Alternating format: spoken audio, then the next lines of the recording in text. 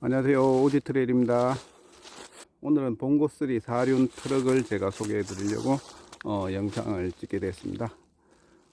여기 보시는 차가 제가 5개월 전에 구입을 한 봉고3 4륜 차량이에요.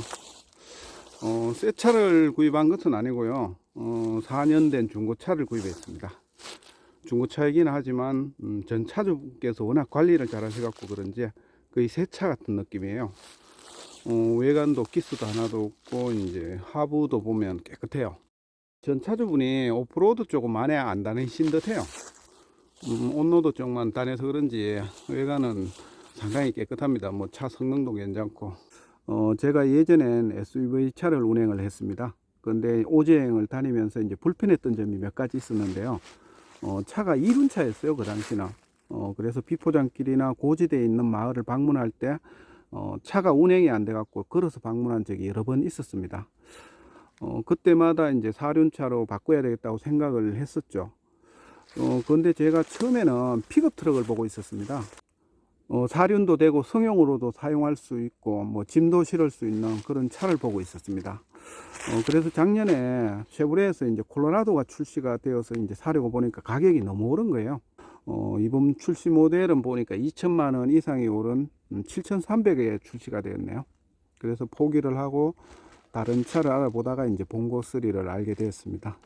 5개월 정도 운행을 해보니까 단점이 별로 없고 이제 장점만 있는 그런 차라고 할 수 있겠습니다. 그리고 가격 대비 가성비가 좀 상당히 뛰어납니다. 이 차 같은 경우는 지금 제가 새 차를 구매하지 않아서 정확하지는 않지만 제가 알기로는 새 차 같은 경우 2,500에서 2,600에 출시가 되는 것으로 알고 있습니다. 그에 비해서 이제 우리 국내에서 나오는 뭐 렉스턴 같은 경우는 3,500에서 4,000, 그리고 쉐보레 같은 경우는 7,300에서 8천만 원이에요. 거의 가격이 봉고에 비해서 2배에서 3배가 비쌉니다. 그러면서도 뭐 기능이나 여러 가지 면에서 보면은 동급이거나 아니면 봉고가 더 뛰어나다고 할 수 있어요. 그리고 보면 차체 크기도 그렇게 크지가 않습니다. 이 차체가 작은 게 뭐 단점도 될 수 있지만 저같이 이렇게 오프로드 많이 다니는 뭐 산악 쪽이라든가 비포장길, 그리고 예전 농로길도 제가 많이 다니는데 그런 길들이 보면은 의외로 많이 좁습니다. 뭐 지금 큰 차들이 다닐 수 있도록 그렇게 닦아 놓으면 좋은데 예전 길들이 많이 좁게 돼 있어 가지고 뭐 큰 차, 특히 뭐 폭이 좀 넓은 그런 차들은 아무래도 지나다니기가 굉장히 불편합니다. 자체 크기가 너무 큰 차량들은 저한테는 맞지가 않죠. 제가 픽업 트럭을 생각을 하다가 이제 포기한 이유 중에 가격도 있기도 하지만 그 문제도 있기도 합니다. 자체가 너무 좀 커서 이런 비포장길이라든가 이제 임야에 들어올 수 없는 그런 불편한 점이 있어 가지고 이제 포기를 했었습니다.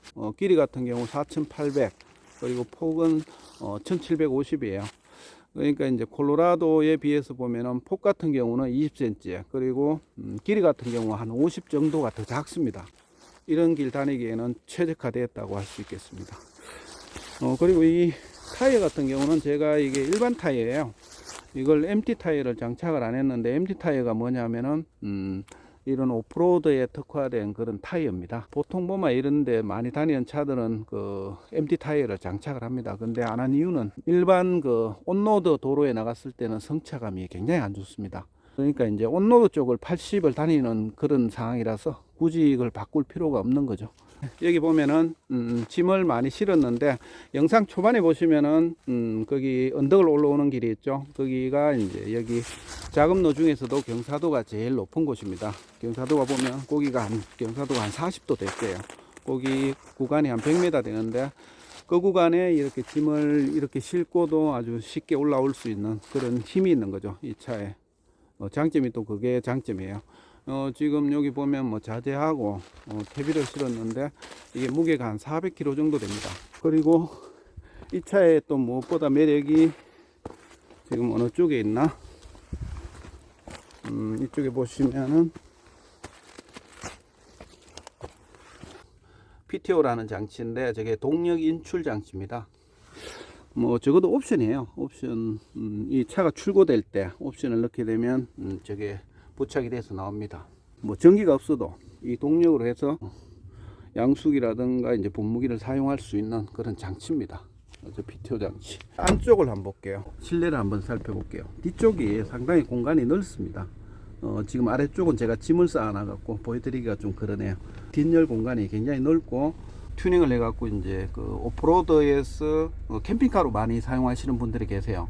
뭐 캠핑카 개조해 놓은 거 보니까 진짜 너무 멋있던데 수천만 원 들어갔다고 하더라고요. 그런 차들 보니까 그런 개조 비용이 상당히 들어가는 그런 차입니다. 그걸 이제 캠핑카로 장착을 해갖고 이제 사용을 하시는데 뭐 저는 그렇게까지는 하기는 좀 부담이 있고 여기다가 평판 시트를 깔게 되면 앞쪽하고 뒤쪽하고 이 등받이를 앞쪽으로 제끼면은 여기 평판 시트를 깔 수가 있습니다. 그렇게 되면 여기서 이제 잠을 잘 수 있는 그런 공간이 생기는 거죠. 그렇게 할 계획이 있습니다. 그리고 제가 제일 원했던 거 이게 사륜기능 보면 기어가 EH, 4H 그리고 4L 이렇게 되어 있습니다. EH 같은 경우는 이제 후륜만 되는 거예요. 4H 같은 경우는 이제 사륜이면서 이제 고속으로 달리는, 4L 같은 경우는 저속이에요. 사륜 저속. 넣게 되면 굉장히 사람이 걸어가는 속도 정도로 운행을 합니다. 여기 보면 이제 후방 카메라가 들어가 있습니다. 뒤쪽으로 이제 주차를 하거나 후진할 때 후방 카메라가 들어가 있고, 그리고 이걸 한번 넣어볼까, 기어를. 후진 기어를 넣게 되면 이제 뒤쪽에 이렇게 후방이 보이는 거죠. 뭐 이런 기능은 요즘은 뭐 다 달고 계시더라고요. 그리고 앞쪽에 충돌 방지 센서가 달려 있습니다. 뭐 앞차하고 거리가 가깝게 되면 경보가 울려주더라고요. 그 기능이 들어가 있고, 차선 이탈 방지 센서가 있고, 아까 설명드렸던 요 PTO 버튼이에요.